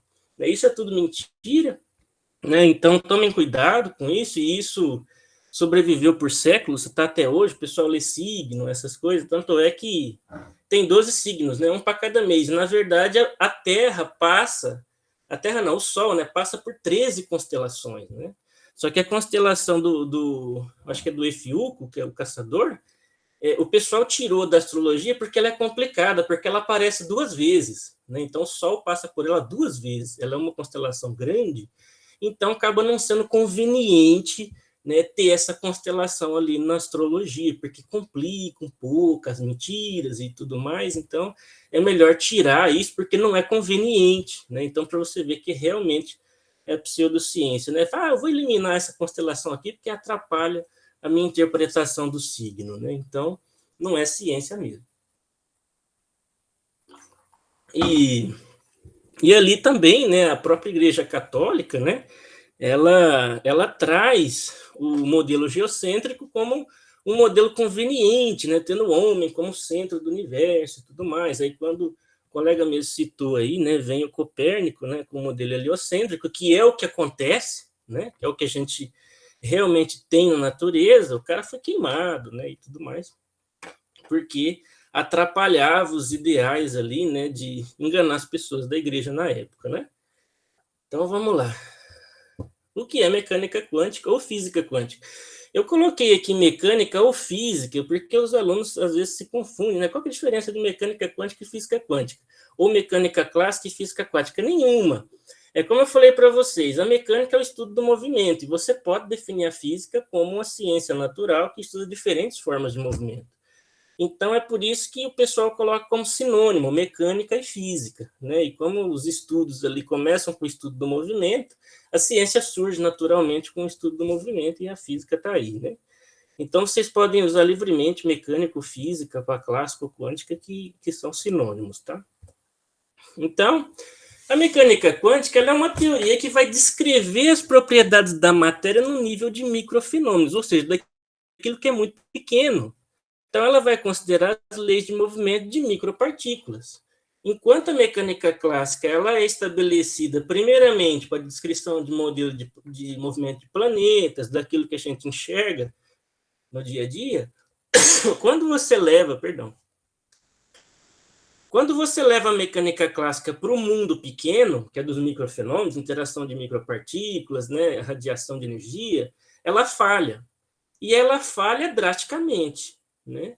Então, isso começa a surgir lá por volta de 1860, quando o pessoal começa a estudar radiação de corpo negro, né? Então, o que eles fazem de teoria não consegue reproduzir o que é observado no experimento. Então, é a questão de ser falseável, de ser testável. Então, quando você traz o veredito experimentação, ele prova que as suas ideias, as suas interpretações estão incorretas. Para aquele regime, a mecânica clássica funciona ali, mas não funciona aqui. Então, o que acontece? Surge a necessidade do desenvolvimento de uma nova teoria. E ali no final do século XIX, começo do século XX, até a metade do século XX, é estabelecida uma nova teoria chamada de mecânica quântica, que vai tratar dos microfenômenos. Tá? Então, mecânica quântica é isso, é uma ciência criada, né, desenvolvida ali na física, para explicar o que está acontecendo no mundo pequeno. Os experimentos evoluíram, a gente consegue cada vez mais. Hoje a gente consegue colocar para interagir um fóton, que é uma partícula de luz, com uma partícula de matéria, que é um átomo. Isso é incrível, né? A gente consegue detectar partículas mínimas, né? Em câmara de bolhas, tem um acelerador de partículas, a gente quebra os átomos e vê do que é constituído. Então, a tecnologia evoluiu muito. E naquela época, a teoria não tinha evoluído, as interpretações do universo não tinham evoluído. Com base na mecânica clássica, mostrou-se que era limitada. né? Depois vem o Einstein com a relatividade, né? Mostrando que tinha limitação com relação ao regime de grandes velocidades, próximo à velocidade da luz. Aí há necessidade de atualizar a mecânica clássica para a relatividade, tá?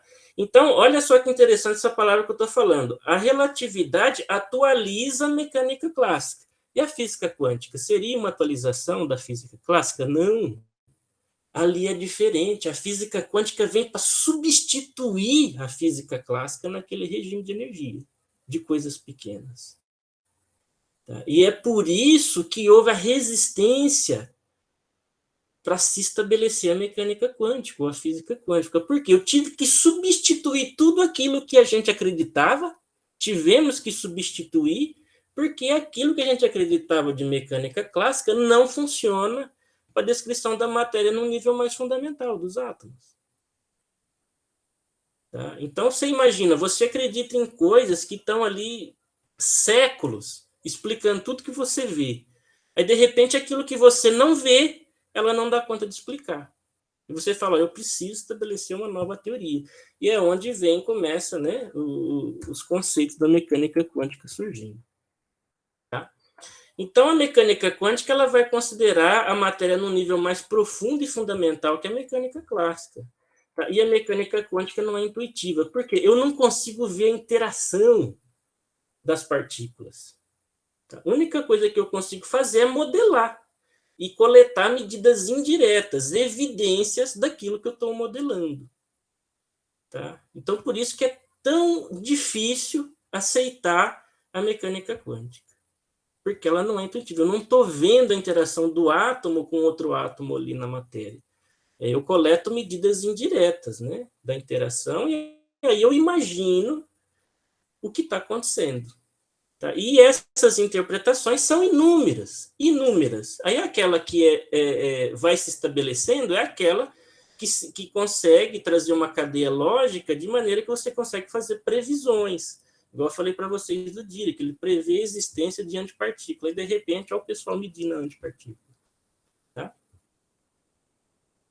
Muito bem, então eu vou falar agora um pouco das diferenças, né, da mecânica clássica com a mecânica quântica, que eu já vou levantando aqui um pouco das pseudociências que vão surgindo a partir da mecânica quântica. Tá? Então surge a ideia de quantização, né? Você tem quantidades físicas relacionadas a esses sistemas muito pequenos que assumem apenas valores discretos. Um dos exemplos é a energia, outro é o momento.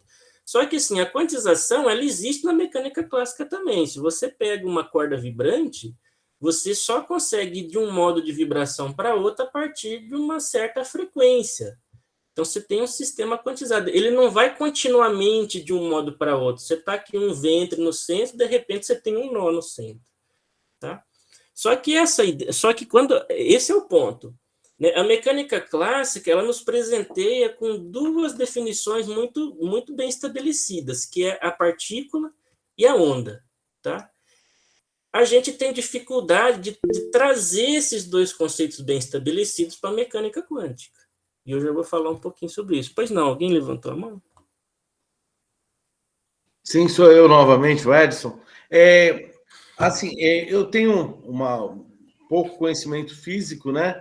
E, assim, eu tenho uma dificuldade, né, de quando eu estudei alguma coisa, era nêutrons e prótons, né, o núcleo, e essa parte de quarks, antes de você entrar muito nessa parte quântica em si, eu gostaria um pouco dessa base do que são os quarks, qual foi a diferença quando eles entraram, né, no estudo, porque a minha consciência era o átomo como não divisão, né? Daí depois os prótons, os núcleos, os elétrons, e basicamente o átomo parava, né, para mim nesse momento, né? Uhum. Então talvez assim o meu conhecimento para mais que isso aí está um pouco deficitário. Se você puder só dar uma elucidação básica aí dos quarks aí, do que vem a ser, como que vai entrar na física quântica aí. Eu agradeço bastante. Tá, assim, o que a gente tem são partículas elementares, igual você pega o elétron, né? Então, o elétron ele é indivisível. Então, a princípio, o núcleo também. Mas aí a gente chega num certo regime de energia, com esses aceleradores, que a gente consegue quebrar um núcleo, né? E você começa a observar essas partículas constituintes dessas que, a princípio, eram as partículas elementares para nós, né? Então, só que essas partículas, elas não são observadas isoladamente. Então, tem essa classificação de partícula elementar, é aquela que você consegue observar isoladamente, igual um elétron, um isótopo, um nêutron, né? Enquanto que os quarks você não consegue. Eles existem, mas é por um curto espaço de tempo, né? Ele já busca outro ali e forma um outro elemento químico, né? Então, assim, para eu ter que me adentrar um pouco mais nisso, é quase que uma palestra inteira, né? Então, a ideia aqui é só essa, né? A gente fala assim, a mecânica quântica ela está relacionada com a descrição dos microfenômenos, as micropartículas, né? Então, os quarks também entram nessa história, né? Você vai ter lá modelo padrão, né? Outras teorias que vão estar explicando melhor essas partículas aí, tá? Tudo bem? Eu acho que se for para eu me adentrar nesse tema aí, é quase que outra palestra, né? Que aí vai ter que entrar em modelo padrão e tudo mais. Tá, então, só assim, genericamente, coloquei no acelerador de partícula lá, né, o experimento, como tem aqueles na França, e ele vai chegar em determinada velocidade dessa aceleração, que vai romper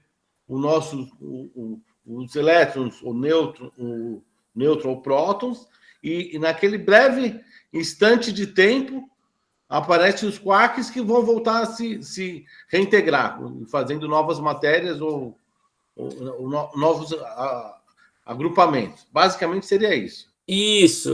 No acelerador de partícula, você tem energia suficiente para você colocar duas partículas elementares, tipo 2 prótons aí, se colidir e quebrar. Então, eles batem, quebram e geram um emaranhado aí de partículas, né? Uma infinidade de partículas. Só que essas partículas não conseguem ficar por muito tempo vagando ali, porque você não consegue observar ela isolada, né, na natureza, né? Você tem que forçar ela a aparecer, tipo na quebra dos núcleos. E rapidamente ela se recombina com outras e já forma outras coisas, tá? É basicamente isso mesmo. Tá ótimo, então vamos continuar. Desculpa aí mais uma vez. Não, tudo bem. Então, assim, a ideia aqui da quantização é que os estados de energia de uma partícula em condições específicas, né? O que são essas condições específicas? Um estado ligado, igual um elétron ligado com o núcleo, no átomo, né? A energia dele vai se apresentar discretamente, em pacotes. É o quantum de energia que a gente fala. Então, vocês podem ver no desenho do lado direito aqui, que se você tem degraus, né? Que um está mais alegrinho que o outro, aqui, o primeiro aqui está dormindo, é o estado fundamental de menor energia, aí você vai subindo e tendo mais energia, né? E, classicamente, o que a gente tem é que a energia é uma propriedade, né, um parâmetro que varia continuamente. Né? Então, essa é uma diferença muito forte mesmo entre as duas teorias. Né? Só que a energia, por exemplo, ela é quantizada somente nessa situação específica de estado ligado da partícula. Se eu tiver o elétron livre, a energia não é quantizada. Tá? Muita gente confunde isso, né? Acha que é sempre quantizado. O que é sempre quantizado é o momento. Tá? Uma outra diferença entre a mecânica clássica e a mecânica quântica, como eu falei para vocês, a mecânica clássica ela traz dois conceitos distintos, né, de partícula e de onda. A partícula é algo localizado, né, que você olha e fala, ó, tá ali a partícula, a bolinha lá. E a onda não, é uma coisa deslocalizada, espalhada, né, a energia ela está dispersa no meio, né. E quando você vai trazer essas ideias para a mecânica quântica, a gente tem umas complicações, né. O movimento de micropartículas ele traz um comportamento simultâneo, dependendo do experimento, de onda e partícula, né? E isso confunde muitas pessoas, porque eles acham que isso está relacionado à natureza da micropartícula. Por isso que eu coloquei essa tirinha aqui, ó.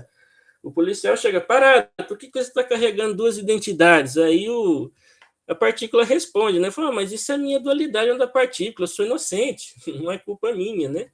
Esse tipo de representação aqui é errado, tá? Porque a gente não está falando da natureza da micropartícula, eu não sei o que ela é, só que ela se comporta, é diferente você falar do comportamento dela e da natureza dela.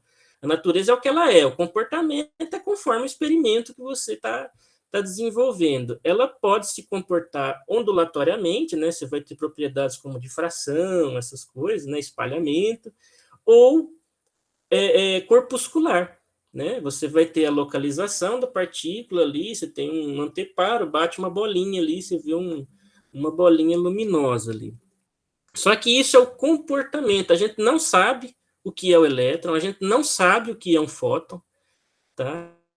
Infelizmente, ainda tem muita discussão sobre isso, tem muito experimento sendo desenvolvido para observar essas coisas. Mas sempre que vocês ouvirem dualidade da partícula, eu estou me referindo ao comportamento das micropartículas, tá? E não necessariamente à natureza delas.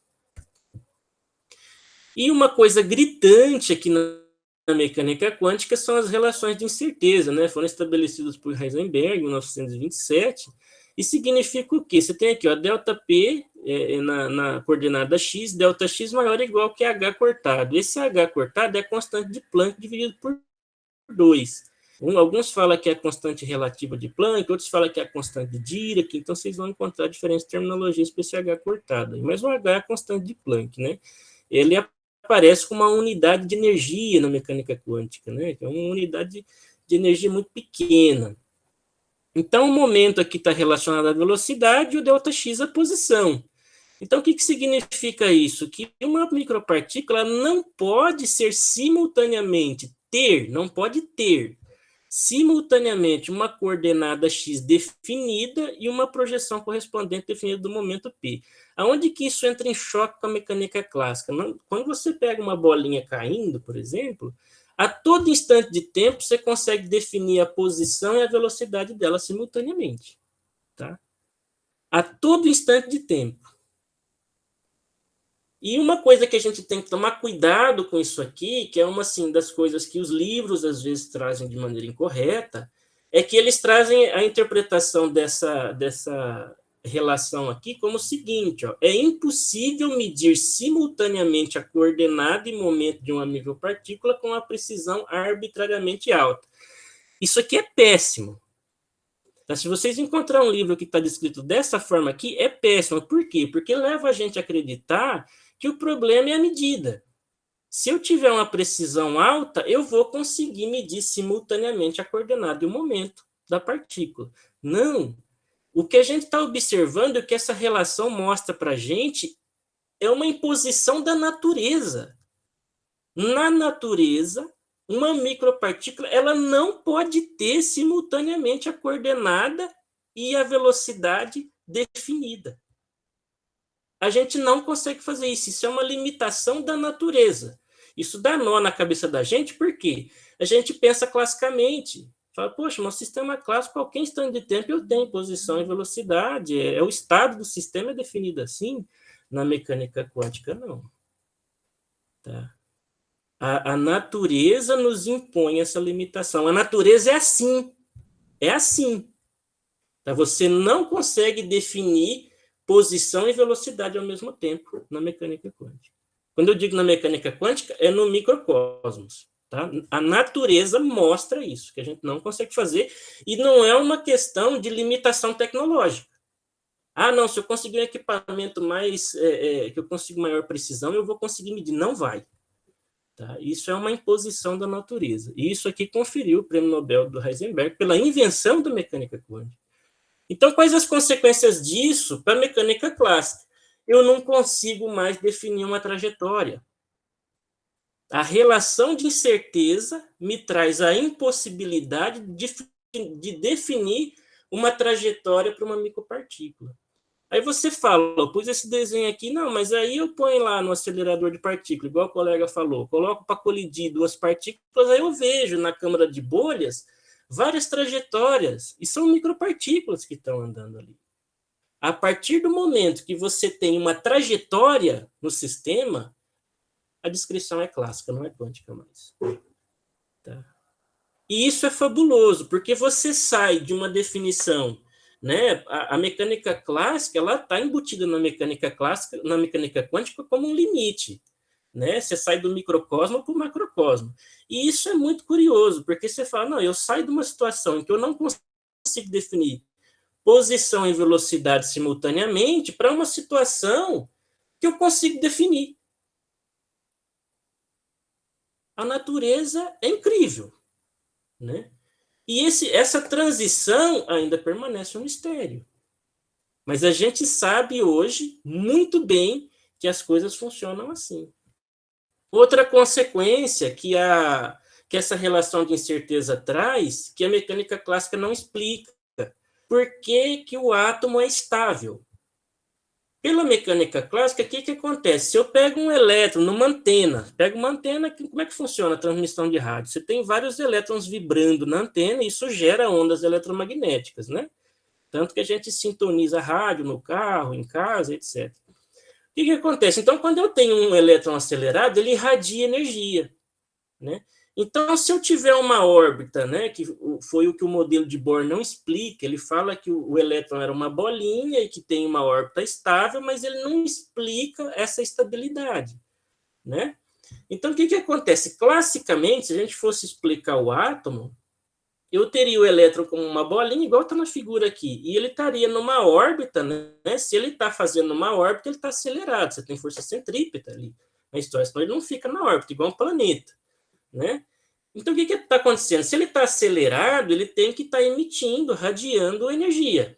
E se ele perde energia, em algum momento ele vai espiralar e colapsar no núcleo. Né?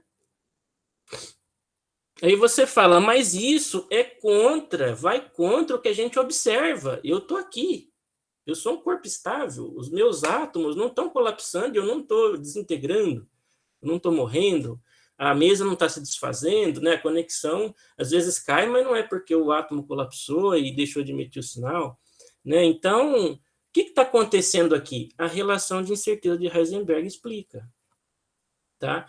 O elétron, ele não é uma partícula, ele está distribuído no átomo, isso é a visão clássica, né, de partícula, mas quanticamente o que a gente tem? A gente tem ele distribuído. Eu vou ter a probabilidade de achar ele em algum lugar. Se você fala que ele vai colapsar no núcleo, você está localizando ele. Então, você está saindo de uma dimensão de 10 a menos 8 centímetros para 10 a menos 12 centímetros, lá pertinho do núcleo. Né? Eu estou saindo da dimensão de 1 angstrom para algo muito perto do núcleo. Quando você está muito perto do núcleo, você consegue fazer o ΔX pequeno. Só que quando você faz esse ΔX pequeno, que você fala, não, eu estou localizando o elétron, ele está pertinho do núcleo. Você precisa de um ΔPx muito grande para você satisfazer essa igualdade aqui. E esse ΔPx muito grande implica você fornecer uma energia gigantesca para o sistema. O que significa isso? Para você levar o elétron para o núcleo, você vai gastar muito mais energia do que você manter o elétron numa órbita estacionária. Então, a natureza, através desse princípio, a gente consegue explicar por que a gente tem essa estabilidade no átomo. Porque se ele fosse cair no núcleo, eu precisaria de uma energia gigantesca, eu precisaria fornecer energia para jogar ele no núcleo. E não é o que acontece, não é o que a gente observa. Tá? Isso aqui provavelmente deu nó na cabeça de muita gente, né? Aquela coisa, né? O primeiro terço da palestra a pessoa acompanha bem, né? O segundo terço mais ou menos, e o terceiro terço já vai entrando nessas questões mais específicas e o pessoal já vai ficando, nossa senhora, mas eu acho que eu entendi. Tudo bem? Então, vocês notem assim, que a matéria explicada com a mecânica clássica falha drasticamente. A gente deveria ter o colapso do átomo, se a gente usa a mecânica clássica para explicar. Com a mecânica quântica, não. Está bem explicado e está bem resolvido. Tá? Outra coisa, o princípio de causalidade. Quanticamente, esse é uma generalização do determinismo clássico. E o que é o determinismo clássico? Você define o estado do sistema, posição e velocidade, e você sabe aonde ele vai estar num instante de tempo posterior. Na mecânica quântica, você não consegue fazer isso. Né? Você consegue apenas falar da possibilidade de ele estar aqui ou ali. você não consegue ter o determinismo de falar, ele vai estar aqui, 100% de chance. Não. Quando você vai para as micropartículas, você fala em probabilidades. Por isso que o pessoal fala, o mundo é probabilístico, mas isso é nas micropartículas. Tá? A gente usa o determinismo clássico para as coisas macroscópicas e funciona muito bem, né? Tá?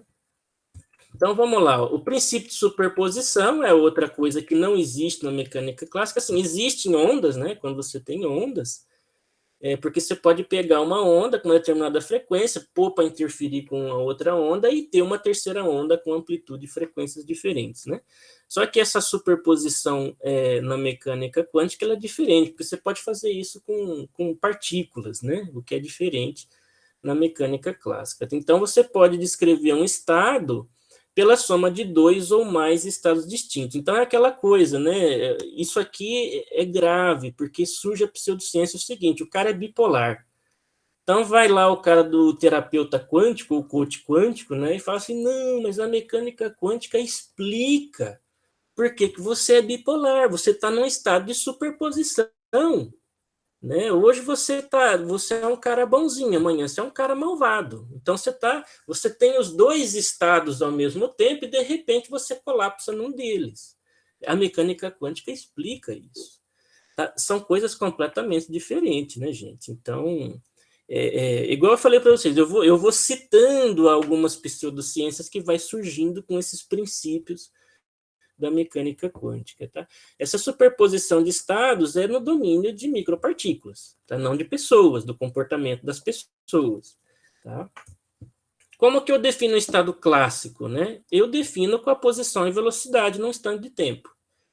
Então, eu consigo falar tudo sobre um sistema clássico se você me der a posição e a velocidade dele, o momento. Tá? E se eu tiver a equação de movimento, eu consigo prever o futuro dele, onde ele vai estar, com precisão, com determinismo, aonde ele vai estar num instante de tempo posterior. Tá? No estado quântico, eu não consigo fazer isso. O estado quântico ele é definido pela função de onda. E a função de onda é uma coisa que não é real. E aqui é outro nicho de mentira dos pseudocientistas, dos coach quânticos, etc. Por quê? A função de onda, ela fornece o conhecimento que a gente tem sobre o sistema. Então, é como que ele foi preparado. Então, você joga tudo nessa função aqui. Só que ela não é real, eu não consigo medir ela. Diferentemente da posição e da velocidade que eu consigo medir na mecânica clássica. Aqui na mecânica quântica, eu vou... Na mecânica clássica, eu tenho a posição e velocidade que vai obedecer à segunda lei de Newton. Força igual a massa vezes aceleração. Na mecânica quântica, eu vou ter a função de onda que vai obedecer à equação de Schrödinger. Tá? A equação de Schrödinger na mecânica quântica é o equivalente da segunda lei de Newton na mecânica clássica. Ela te fornece a equação de movimento.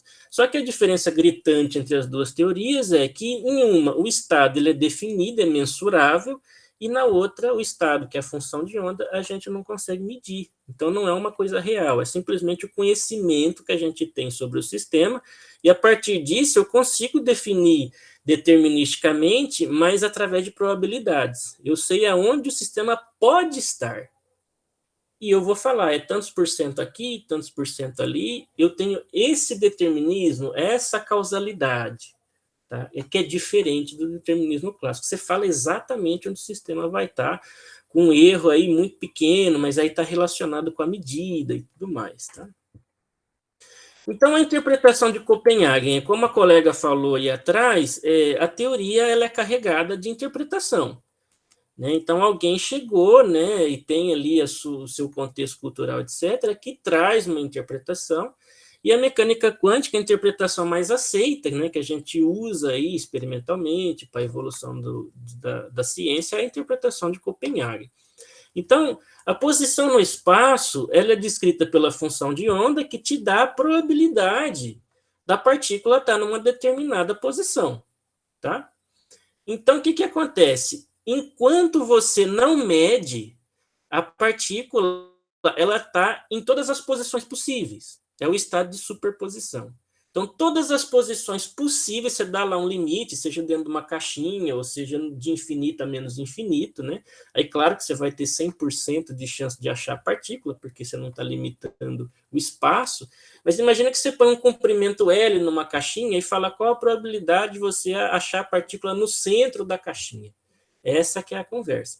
Aí você vai ter uma distribuição, né? Essa função de onda te fornece uma distribuição que vai falar para você a partir de equações, equação de Schrödinger, a probabilidade de você encontrar ela em determinada posição, seja no centro da caixinha, seja mais perto da borda, etc. Aí o que acontece? Você está nessa superposição, todas as posições são possíveis. Quando você mede, a função de onda colapsa. O colapso da função de onda é o quê? É você enxergar a realidade. É você ver aonde a partícula está naquele momento. Quando você repetir o experimento, você vai achar ela em outro lugar. Repete o experimento, acha em outro lugar. E quando você faz vários experimentos, como se eu estivesse jogando moeda várias vezes, aí eu vou ver que é 50% de cara e 50% coroa, você vai achar a posição mais provável, né, devido às condições impostas naquele sistema, da partícula ser encontrada, se é no centro, se é mais perto da beirada ou não.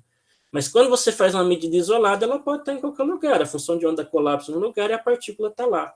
Então, a medida, pessoal, é clássica.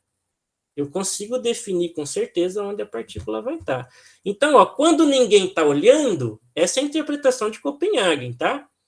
Eu não consigo falar exatamente a realidade do sistema. Ele está numa superposição de estados. Ele está em todas as posições possíveis do meu sistema ali.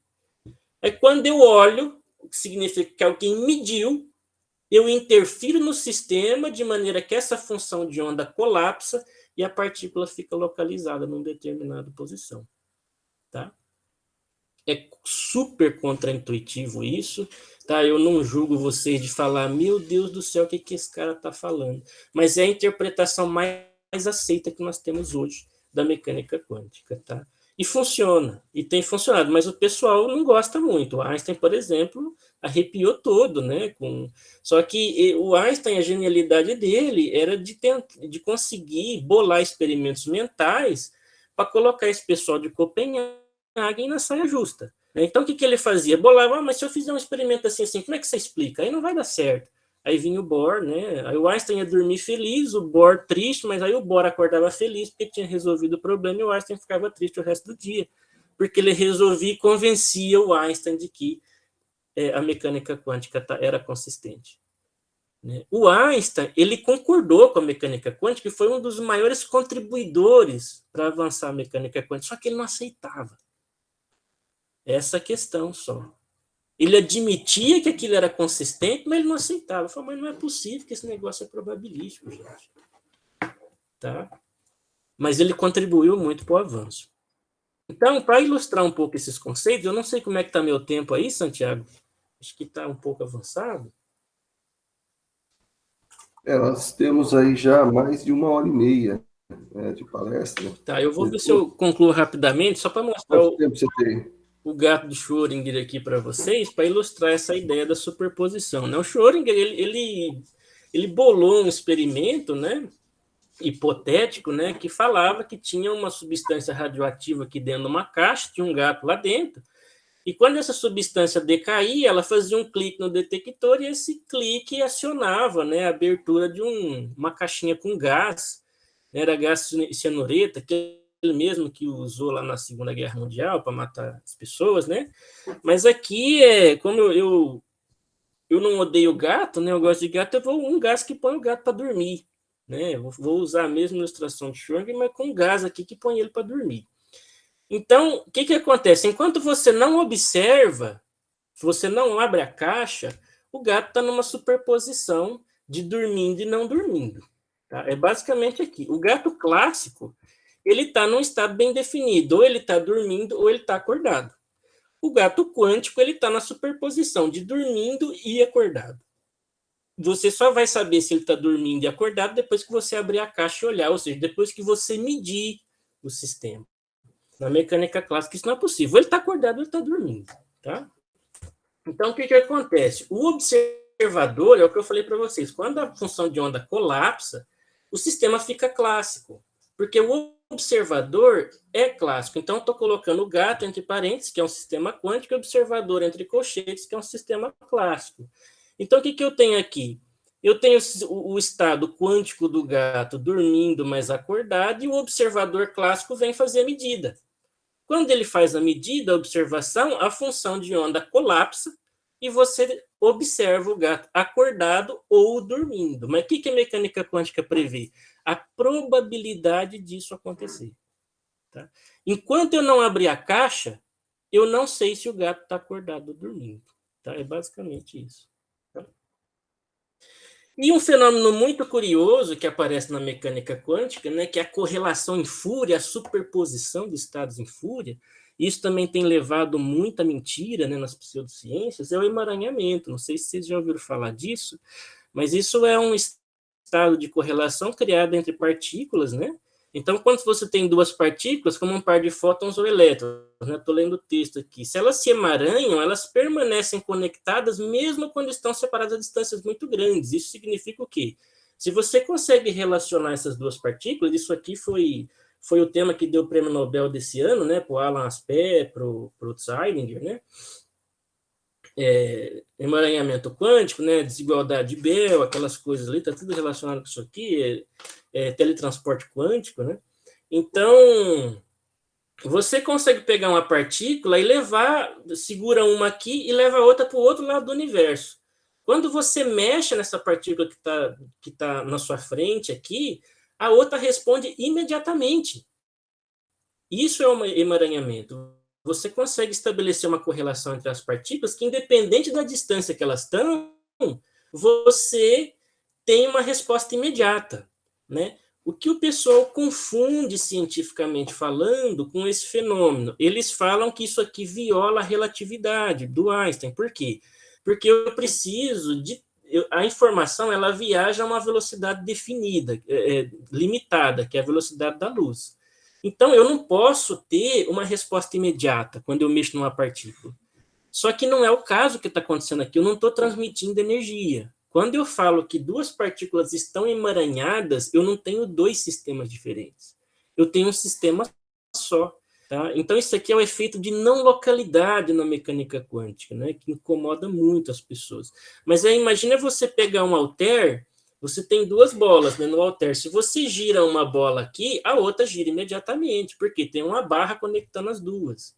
Né? Só que essa barra aqui no emaranhamento ela é invisível, a gente não vê. Só que existe essa correlação, é um sistema só, mesmo que você levou a outra partícula para muito longe, é como se essa barra não fosse quebrada. Tá? Então, o que acontece aqui, que eu já ouvi falar, né, e é tentador mesmo, né? Nossa, mas se existe essa condição de correlação, isso aqui explica por que quando um cara sofre um acidente, a mãe dele sente, estando em outro estado. Então, mentira, isso não é isso que está acontecendo. Às vezes até seja, mas a gente não sabe testar isso ainda. Então, o que a pessoa faz? Pega o fenômeno aqui bem estabelecido, o emaranhamento, e já cria uma explicação para uma coisa macroscópica, né, que está fora do regime de validade disso aqui, para explicar uma coisa humana que a gente ainda não entende. Né? Então, é onde a pseudociência está avançando com a mecânica quântica, é nessas coisas que a gente ainda não sabe explicar. Então, você pega uma coisa bem estabelecida, é observado experimentalmente isso aqui, aí a pessoa já pega aquilo e leva para lá para ganhar dinheiro, para explicar coisas que são inconsistentes. Né? Isso aqui é muito sensível. Qualquer coisa quebra essa correlação. Então, assim, a mãe e o filho são sistemas independentes. Né? Se existe um tipo de emaranhamento, um tipo de correlação, a gente não sabe qual é. Eu não posso chegar e falar que, olha, é um emaranhamento quântico. Tá? Então, está aberto aí para vocês, qual conclusões vocês chegaram, né? A informação que eu queria passar para vocês é para confiar na ciência, né? Para a gente tomar cuidado com afirmações feitas com base em religião, com base em pseudociências, e a gente sempre está tentando buscar uma fonte de informação um pouco mais confiável, né? Às vezes é por isso que é importante a gente tentar confiar mais nas universidades, nos pesquisadores, porque às vezes você fala, não, mas a informação está na revista em inglês, eu não sei ler inglês. O fulano ali colocou um vídeo no YouTube e fala que, eu sou doutor nisso, doutor aquilo. Dá uma pesquisada, pelo menos, nisso, na fonte de informação. Não, deixa eu ver se esse cara tem currículo Lattes. Todo cientista, todo professor de universidade tem currículo Lattes. Né? Tem gente que engana, até aquele ministro da Educação, né, falsificou o currículo Lattes dele, mas foi descoberto. Então, vê se a pessoa trabalha nisso, se é uma pessoa séria, se é uma pessoa que não está publicando livro só para vender, e etc. Tá? Confiem um pouco mais na ciência, vamos cumprir o quadro de vacinação, porque funciona, e é a mensagem que eu queria passar para vocês. E sigam as religiões de vocês livremente, né? Os princípios é a fraternidade, a partilha, é a união, é isso que a religião traz para nós e que é muito importante na sociedade de hoje. Tá? Só que ela não vai explicar o que está acontecendo na natureza, os fenômenos são explicados pela ciência. Tá bom? Então é isso que eu queria mostrar para vocês, um pouco de bibliografia aqui, e muito obrigado pela atenção, estou aberto aí a outras questões, se vocês quiserem discutir.